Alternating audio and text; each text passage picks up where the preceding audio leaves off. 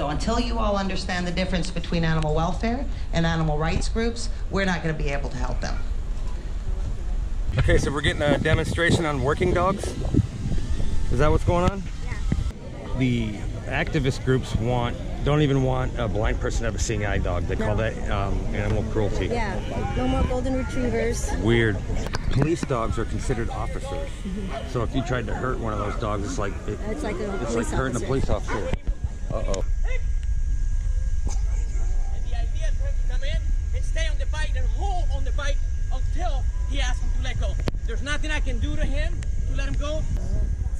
Why? Ooh. Ooh. Good dog. How do they teach these dogs in German? So people don't understand the command, you know. In real life, if they're getting the bad guy, they don't have a big padded arm like that. No. It's right into the... He's screaming. Oh yeah, and he's yeah. Yeah, see how much fun the dog's having, wagging his tail? Yeah. Even though he's being aggressive, because that's his job. So Every dog is bred and born with with their job. Yeah. And a dog without a purpose is like a human without a purpose. It's sad. The difference is animal welfare groups are organizations who promote captive breeding, conservation, spend all their time, money, and efforts towards helping animals and doing for animals. Yeah, animal welfare is how to take care of animals. It involves rescuing animals, treating animals, that kind of thing. Or breeding them. Yeah. They want...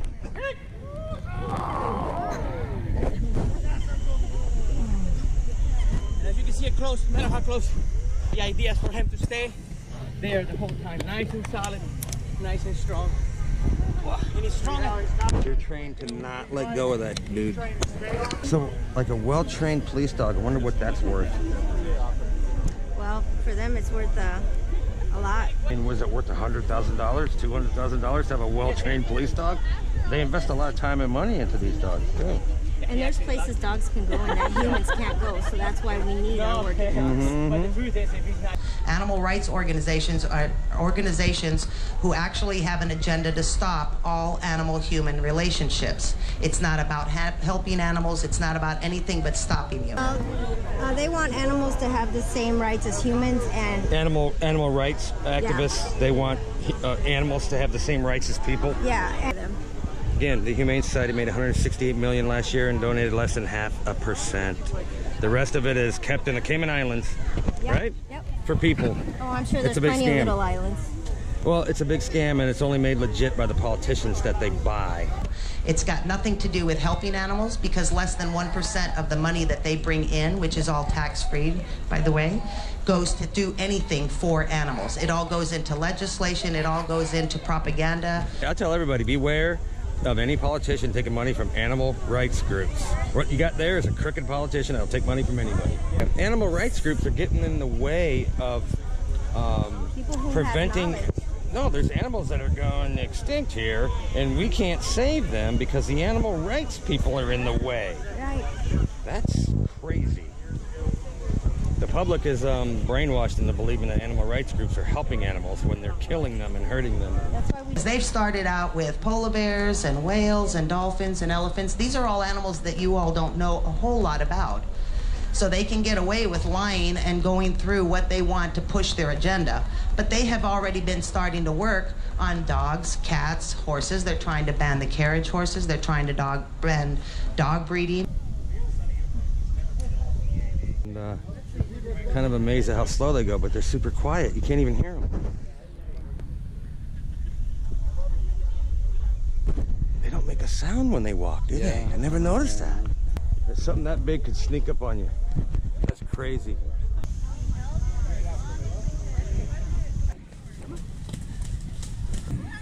He's just showing off. Oh!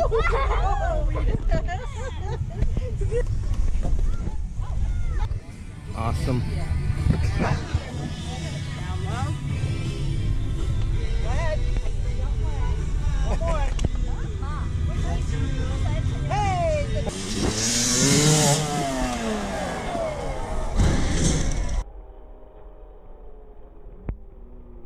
Why does the elephant sway? Elephants sway for two reasons. One, they have 5,000, 10,000 pounds weighing down on those little tiny legs. And so when you have that much weight pushing down on those feet, moving helps alleviate a lot of that pressure. Moving helps keep those muscles, those tendons, those ligaments. Because otherwise you'd have to stiff. fight the weight every time you took a step. And two, they're a migratory animal, so it's ingrained in them. Even out on the savannah, 50, 60 elephants stop for snacks or food or sleep. The ones who aren't resting or eating or sleeping are waiting. And so they'll rock in anticipation of, we're going, we gotta go, we gotta move. If they stay in one area too long, they decimate where they are.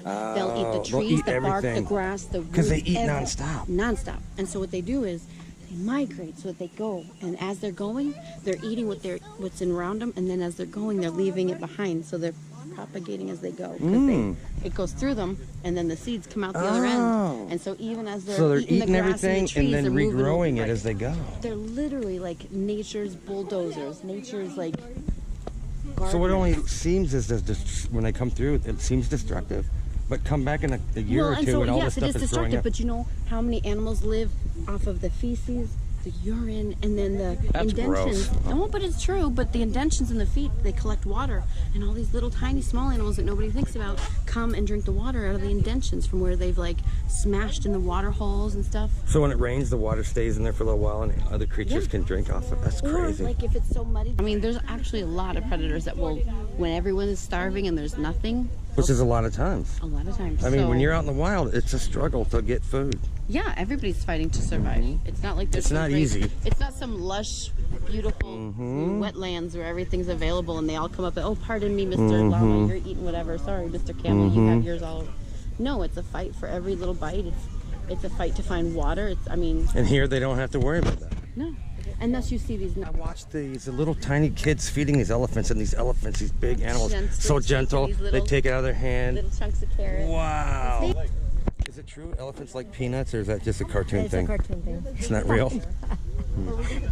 Because they go crazy for peanuts in the cartoons. Oh, yeah. Crazy.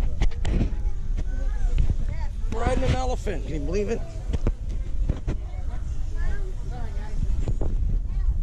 Dude, I'm like 10 feet up in the air. I'm in the trees.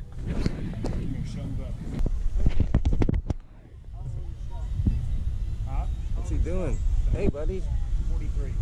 Maybe he's just curious as to who's on his back. How much does this elephant weigh? The shell's about 8,000. 8,000 pounds? 8,000. Marie's about 95. That was awesome. Thank you so much, man. Appreciate it. Yeah, you too. Hold on, Tony. First time for everything. Riding an elephant.